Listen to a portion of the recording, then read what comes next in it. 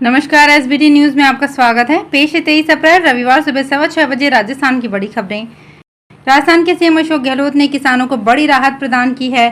1 लाख किसानों को 4 करोड़ मीटर तारबंदी के लिए अनुदान देगी। इस पर 444 करोड़ 40 लाख रुपए खर्च किए जाएंगे। सीएम अशोक गहलोत ने प्रस्ताव को मंजूरी दे दी है। गहलोत ने राजस्थान फसल सुरक्षा मिशन के तहत समस्त लंबित प्रार्थना पत्रों को 2 साल में निस्तारित करने की सहमति प्रदान की है। उन्होंने अनुसूचित जाति जनजाति क्षेत्रों के किसानों को जोत का आकार कम होने के कारण तारबंदी के लिए न्यूनतम सीमा 0.50 हेक्टेयर किए जाने के प्रस्ताव को भी मंजूरी दी है। तारबंदी में सामुदायिक भागीदारी पर अब पहले से अधिक अनुदान मिलेगा। इसमें 10 या अधिक किसानों के समूह को न्यूनतम 5 हेक्टेयर में तारबंदी के लिए अनुदान राशि 70% की गई है। प्रधानमंत्री नरेंद्र मोदी को पूरा देश बिना थके और बिना रुके काम करने वाले नेता के रूप में जानता है। एक बार फिर उनके दौरे का शेड्यूल सामने आया है। पीएम मोदी 24 और 25 अप्रैल को 2 दिवसीय दौरे पर अलग अलग राज्यों में जाएंगे। वे उत्तर में दिल्ली से शुरू होकर सबसे पहले मध्य भारत यानी कि मध्य प्रदेश की यात्रा करेंगे। उसके बाद वे दक्षिण में केरल जाएंगे और फिर पश्चिम में केंद्र शासित प्रदेश दादर नगर हवेली में उनका प्रवास होगा। अंत में पीएम दिल्ली वापस लौटेंगे। पीएम 36 घंटे में 7 शहरों में अलग अलग कार्यक्रमों में हिस्सा लेंगे। आपको बता दें कि प्रधानमंत्री नरेंद्र मोदी 72 साल के हैं। उनकी सक्रियता के चर्चे अक्सर सुनने को मिलते रहते हैं। पीएम मोदी 24 अप्रैल की सुबह एक बार फिर बिजी शेड्यूल वाली एक यात्रा शुरू करेंगे। वे लगभग 500 किलोमीटर की दूरी तय करते हुए दिल्ली से खजुराहो तक की यात्रा करेंगे। खजुराहो से वो रीवा जाएंगे, जहां राष्ट्रीय पंचायती राज दिवस कार्यक्रम में हिस्सा लेंगे। राजस्थान में कांग्रेस चुनावी साल में 9 लाख कार्यकर्ताओं को संगठन में अलग अलग पद देकर जिम्मेदारियां देने जा रही है। पहली बार कांग्रेस मंडल और बूथ लेवल तक कमेटियां बनाकर चुनावी रणनीति के हिसाब से कार्यकर्ताओं को जिम्मेदारी देंगी। पहले मंडल और बूथ लेवल तक बीजेपी ही योजना के तहत संगठन बनाकर चुनावी व्यूह रचना बनाती आई है। अब कांग्रेस भी बीजेपी की तर्ज पर संगठन को हर लेवल पर मजबूत करने की तैयारी में है। कांग्रेस ने पहली बार मंडल अध्यक्ष और उनकी कार्यकारिणी बनाई है। उदयपुर में हुए चिंतन शिविर के बाद संगठन में नया पैटर्न अपनाने का फैसला किया था। राहुल गांधी ने शनिवार को तुगलक रोड लेन स्थित अपने सरकारी बंगले की चाबी लोकसभा सचिवालय को सौंप दी। राहुल ने बंगले का दरवाजा खुद लॉक किया, लोकसभा के स्टाफ को चाबी दी, हाथ मिलाया और मां और बहन प्रियंका के साथ सोनिया गांधी के सरकारी आवास 10 जनपद के लिए निकल गए। वे अब यहीं रहेंगे। बंगला छोड़ने के बाद मीडिया से बातचीत करते हुए राहुल गांधी ने कहा कि अमेठी से 2004 में सांसद चुने जाने के बाद 2005 में उन्हें ये बंगला मिला था। हिंदुस्तान की जनता ने 19 साल के लिए मुझे ये घर दिया।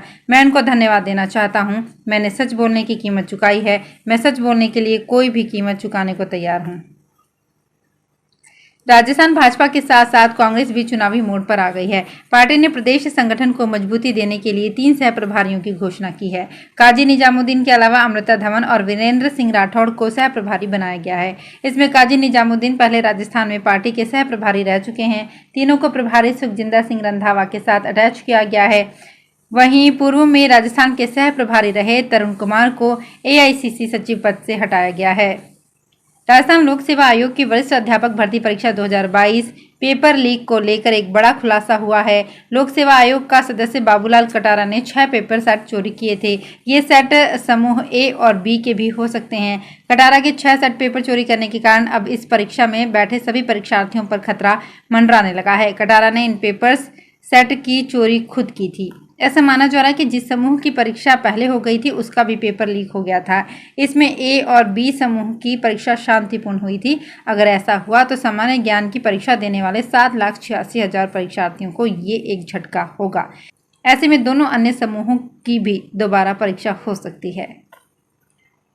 इंदिरा गांधी नहर के वार्षिक रखरखाव के लिए जल संसाधन विभाग की ओर से प्रतिवर्ष की भांति इस वर्ष भी 60 दिन की नहरबंदी रखी गई है, जिसके प्रथम चरण में 26 मार्च से 24 अप्रैल तक के दौरान जल संसाधन विभाग की ओर से आंशिक नहरी पानी की आपूर्ति की जा रही है एवं द्वितीय चरण में 25 अप्रैल 2023 से 24 मई 2023 तक पूर्णतः नहरबंदी रखी जाएगी। अधीनस्थ विभागीय अभियंताओं को नहरबंदी के दौरान क्लोज मॉनिटरिंग करने को कहा गया है। साथ ही आमजन से भी अपील की गई है कि पेयजल का सदुपयोग किया जाए एवं सड़कों आदि पर पेयजल का छिड़काव कर दुरुपयोग नहीं किया जाए। भ्रष्टाचार के केस में सीबीआई के समन के एक दिन बाद जम्मू कश्मीर समेत 4 राज्यों के राज्यपाल रह चुके सत्यपाल मलिक शनिवार को दिल्ली के आरके पुरम पुलिस स्टेशन गिरफ्तारी देने पहुंचे। हालांकि पुलिस ने कहा कि हमने ना उन्हें हिरासत में लिया ना छोड़ा, वो स्वयं आए थे और स्वयं चले गए। दरअसल पश्चिमी उत्तर प्रदेश, हरियाणा, राजस्थान के कुछ खाप और किसान नेता मलिक के दिल्ली आवास उनसे मिलने पहुंचे थे। मलिक इन नेताओं के लिए अपने घर के करीब आरके पुरम के पार्क में टेंट लगवाकर खाना बनवा रहे थे। तब दिल्ली पुलिस के अधिकारी वहां पहुंचे और आयोजन को रोकने को कहा। राजस्थान में विधानसभा चुनाव की तैयारियां जोर पकड़ने लग गई है। राजस्थान में तीसरा मोर्चा बनाने के लिए प्रयासरत आरएलपी प्रमुख हनुमान बेनीवाल ने बड़ा फैसला लेते हुए अपनी पार्टी की सभी कार्यकारिणियों को भंग कर दिया है। वे अब नए सिरे से विधानसभा चुनाव के मद्देनजर नई कार्यकारिणियों का गठन करेंगे। वहीं राजस्थान में अपने पांव जमाने की कोशिश कर रही आम आदमी पार्टी ने 739 ब्लॉक अध्यक्षों की नियुक्ति कर संगठन का विस्तार किया है। राष्ट्रीय लोकतांत्रिक पार्टी के मुखिया एवं राष्ट्रीय संयोजक हनुमान बेनीवाल ने आरएलपी की सभी कार्यकारिणी को भंग कर दिया है। गर्मियों में यात्री भार को देखते हुए रेलवे ने उदयपुर जम्मू तवी विशेष गरीब रथ ट्रेन संचालन का निर्णय लिया। ये साप्ताहिक ट्रेन 27 अप्रैल से शुरू होगी। गरीब रथ भीलवाड़ा से गुजरेगी।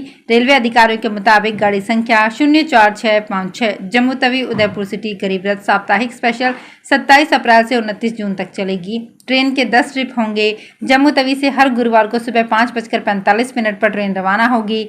जयपुर रात 11 बजे पहुंचेगी। 10 मिनट ठहराव के बाद उदयपुर रवाना होगी।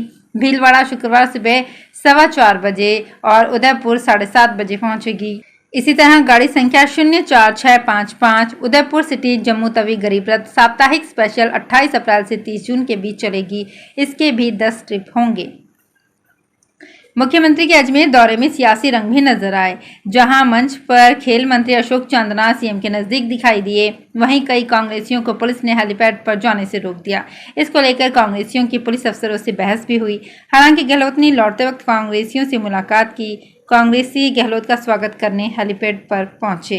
विजय नागौरा, अनुज टंडन, ब्लॉक अध्यक्ष निर्मल बेरवान, पवन ओड आदि का नाम सूची में नहीं होने पर पुलिस ने उन्हें रोक दिया। इस पर कांग्रेसियों ने राज्य में सरकार होने का हवाला दिया, पर पुलिस अफसरों ने बगैर अनुमति हेलीपैड तक जाने की इजाजत नहीं दी। कांग्रेस की कई महिला नेत्रियां भी नहीं मिल सकी। अखा तीज पर राजस्थान से बाल विवाह का कलंक मिटाने के लिए टेंट कारोबारियों ने अनूठी पहल की है। जयपुर सहित प्रदेश भर में वर वधू का आयु प्रमाण पत्र देखने के बाद ही शामियाना लगाया गया। साथ ही कैटरिंग अन्य सामान मुहैया करवाए गए। टेंट डीलर समिति से जुड़े राज्य के करीब 60,000 से ज्यादा टेंट व्यापारियों को व्हाट्सएप ग्रुप पर सूचना भी दी गई। यदि कोई परिजन गलत दस्तावेज दिखाकर टेंट की बुकिंग करवाता है तो इसके खिलाफ समिति स्वयं पुलिस में रिपोर्ट दर्ज कराएगी।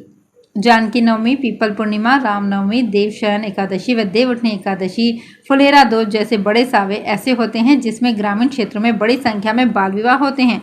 पुलिस को भनक तक नहीं लगती।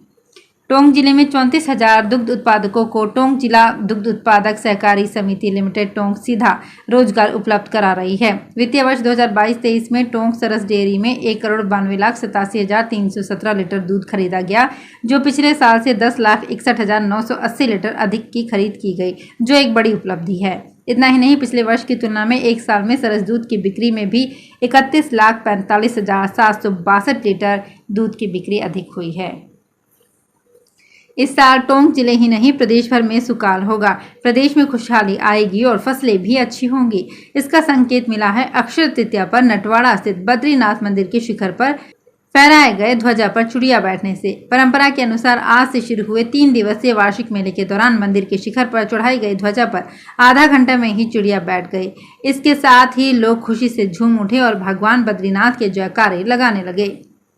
राजस्थान के सज्जनगढ़ बायोलॉजिकल पार्क में जल्द ही लॉयन व टाइगर खुले में घूमते हुए दिखाई देंगे। इसके लिए भेजे गए प्रस्ताव को सेंट्रल जू अथॉरिटी ने स्वीकृति दे दी है। दोनों सफारी के लिए वन विभाग को स्थानीय निकायों से राशि का इंतजाम करना होगा। सज्जनगढ़ बायोलॉजिकल पार्क में लॉयन व टाइगर सफारी के लिए करीब 5 साल पहले प्रस्ताव सेंट्रल जू अथॉरिटी को भेजे गए थे। इन प्रस्तावों को शुक्रवार को अथॉरिटी ने स्वीकृति दे दी। तो फिलहाल इस बुलेटिन में इतना ही। फिर हाजिर होंगे कुछ और बड़ी खबरों के साथ।